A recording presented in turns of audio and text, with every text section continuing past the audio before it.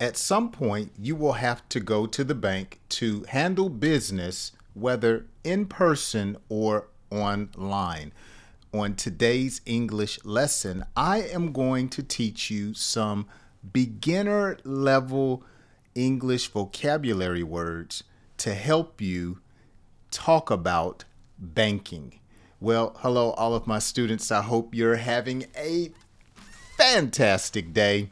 My name is Jay. I want to welcome all of my new subscribers to the channel where I have the opportunity to help you to improve your English comprehension, vocabulary, and your English fluency. So, as I just stated, I will be teaching you some English vocabulary words that you can use at the bank. And as always, we're going to have some learning and some laughter. And so I want you to get ready to dive into today's lesson. If you need to, be sure to turn on those subtitles and you can still follow along. Okay, let's dive into today's lesson. The first word is deposit. Say that with me, deposit. So a deposit is simply money you put into a bank account. Money you put into a bank account. So you might say, she makes a $3,000 deposit every month. Say that with me. She makes a $3,000 deposit every month. So when I was younger, I remember working my first job. It was at a place called Sizzler. It was a restaurant, and I was a waiter. And some of my earned income came through cash tips. I would get tips from patrons or customers that ate at the restaurant. I would bring them food, bring them drinks, clean up their table, and just be hospitable. Then they would give me a paper check and we would sign the back and take it to the bank to make a deposit. Now, people get direct deposit. You don't even get a paper check. They just put the funds in your money electronically, and you go and check online or on the app of your choice to distribute or use your funds. Okay, so the times have changed, but people still make deposits. Okay, the next word is withdrawal. Withdrawal. Okay, so when a person withdraws money, it's money you take out of your account. Okay, money you take out. So you might say he made a withdrawal at the ATM on Monday and Thursday. Okay. And so people make withdrawals different ways. You know, some people use Cash App or Venmo, or one that I don't use, Zelle. So people take money out of their account in various ways. But back when I was younger, you could either write a check, go to an ATM, or go directly to the bank. I recently was with some of the kids that I mentor at my church, and I asked them, how many of you have a checkbook? Nobody had a checkbook. Only the older folks still use checks. I could imagine that most young people don't even know how to write a check. Okay. Do you have a checkbook? Do you still write checks? Let me know down in the comments section. That used to be a popular way to withdraw money from your account. Okay, here's a tricky word. It's basic, but it's still tricky. balance. Say that with me, balance. Now, a balance is the amount of money in your account. Okay. So your balance could be $200. Your balance could be $13,000.50. Or your balance could be $1. Okay. So it's the amount of money in your account. So you might say Gerald used his phone to check his balance online. Let's read and repeat this sentence. Gerald used his phone to check his balance online. Okay. I remember a time to where we didn't have online access to check our balance. The bank would give you a phone number and you would call the phone number and you would enter in your account number. You would enter in a PIN code and you would listen to a machine that would tell you your balance. Okay. I'm telling my age here. So that's the day I came from, when you would have to call and ask, what is my balance? And it was an automated machine that would give you that number. Okay. Another banking term to know and use is interest. Interest. Okay. Interest.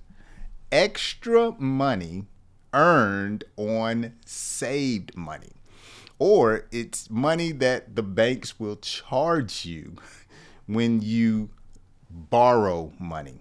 Okay. So money that is earned, the bank earns it from money that you have borrowed or money that you have. You could have a savings account and you earn interest. You could have money that you borrowed and they charge you interest. So it could be used either way. Now, let me back up because I told you balance was a tricky word before I give you a sentence for interest. Balance is the amount of money in your account, but also remember, you can use the word balance to talk about standing up straight and steady. Okay, so you may try to balance on a ledge, or you may try to keep your balance when you're riding a bike. But when it comes to banking, your balance has to do with the amount of money in your account. Okay, so back to interest. Let's look at a sentence. The bank pays hardly no interest on a savings account. Oh my goodness, isn't that so true? I think the banks charge less than 1%. You can have thousands of dollars in the bank and not make any interest. And so you have to find vehicles that will pay you a higher interest rate on your money, like a high yield savings account. Usually they will pay anywhere from 3 to 5% interest. So your money is growing at a faster rate. Another banking term to know is loan. Loan. A loan is money borrowed from a bank or a person. Okay. When I take out a loan, I have to pay it back because it is borrowed. So a good sentence. He got a car loan for $45,000 to buy a sports car. Took out a loan for 45 G's to buy a sports car. Isn't it amazing how much vehicles cost nowadays? I remember when you could buy a nice car for $3,000. And then if you wanted a nicer car, it would be maybe $10,000 to $12,000. Now, a basic vehicle, I mean, just a basic car will cost you anywhere from $17,000 to $20,000. Oh, times have changed. Do you have a vehicle that you have been driving for years and you do not have a balance? You have paid it off. You don't owe anyone. Maybe you've been driving that car for 5 years, 10 years, or 15 years. Let me know down in the comments section, how long have you had a car before? I've had a vehicle, I think, for maybe close to 8 years before. I don't think I've had a vehicle longer than 10 years, but I've had a vehicle that's older than 10 years, but I don't think I've had one that long. How long have you had a car? Okay, let's continue. Transfer. Okay, you can transfer from one school to another. You can transfer from one state to another state, or you can transfer from one account to another account. Okay, so when you transfer, you move money between accounts. Okay, so the same way you would move from maybe New York to Alabama, you're transferring from your job in New York to Alabama. The same principle applies when it comes to transferring money. You're moving from one account to another account. Carla made a transfer from her savings account to help her 20-year-old daughter. Okay? If you are a parent, you make transfers often to help your kids. Okay? Man, I'm telling you one thing about parenting. It may take you 5 or 10 years to save up a good amount of money. But then you may be in a situation where you have to help your children and you find yourself transferring that money from one account to another. And what took you 10 years to save, you may deplete those funds in less than 2 years, okay? Now, there are some people that live in the United States and their family is in another country, maybe Guadalajara, maybe Argentina, maybe somewhere else in another part of the world. And so they work here in the United States, and then they transfer the money to their loved ones back in their home country. Okay. There was a thing called Western Union. I believe they still have it. And you would go to the grocery store or go to Walmart and you could transfer your money from one place to another place in the world. Walmart allows you to do that at the Money Center. You can go to Walmart and you can say, I want to send Jay $50 in Georgia, and you could be in St. Louis at Walmart, and they would transfer the money to me for $3. Okay, so you're moving money from one account or one place to another. Overdraft. We're almost done today. Overdraft. That's a compound word. If you're active on my channel, you know I get excited. I love compound words. 2 words in one, over and draft. An overdraft is when you spend more money than you have. Okay. He paid a $50 fee for an overdraft on his bank. Woo. banks make a lot of money from overdraft fees, or sometimes they're called NSF. I know this because I've paid some in my younger days. Insufficient funds. Okay. Look at this. I found this on the internet. Notice Citibank charges $34 or overdraft fee. Okay. Chase charges $34. Bank of America, $35. Wells Fargo, $35. US Bank, what is that? $36. So if you have $100 in your account and you write a check for $125, you're going to get an overdraft fee. And they're going to return the check and you'll have to pay a return check fee, and you'll just be paying that off because you didn't have enough money in your account. Okay, statement. Statement. A record of account activity. The bank sends a monthly statement for all transactions. Man, I remember when I used to get statements in the mail from my bank, paper. It would be actual paper. Now they just want you to go paperless, and they send you your statement by email. Okay. ATM. ATM, which stands for, what does ATM stand for? Automated machine, automated teller machine. That's what ATM stands for.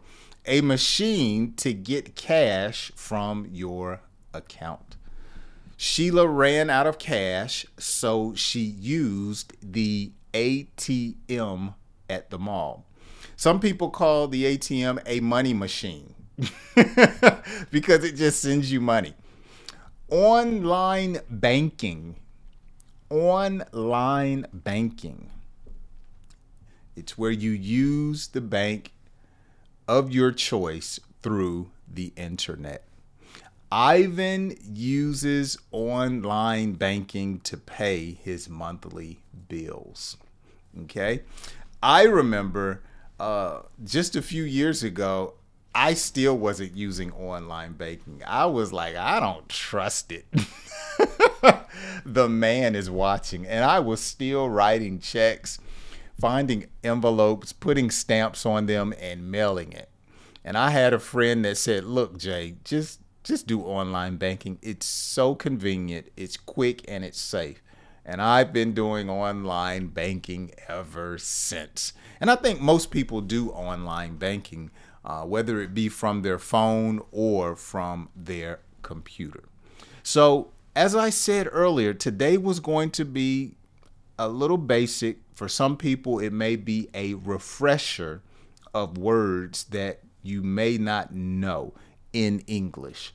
So I encourage you to go back and watch the lesson again.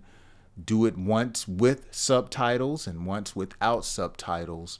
And I want you to practice using these words, especially if you haven't been using them in English. I have some friends that speak Spanish, and they are older. They're the parents, and they use their kids to translate. If that is you, this is a perfect lesson for you to practice and brush up, as we say, on your English vocabulary so you can become more confident at using and speaking these words. Well, as always, if today's English lesson has been a help to you, all I ask is that you share it with a friend. And I hope you enjoy the rest of your day. Make sure the notification bell is on, because I plan on having another video for you tomorrow, and it just might be some breaking news. So I hope you join me on my next English lesson. I'll see you then.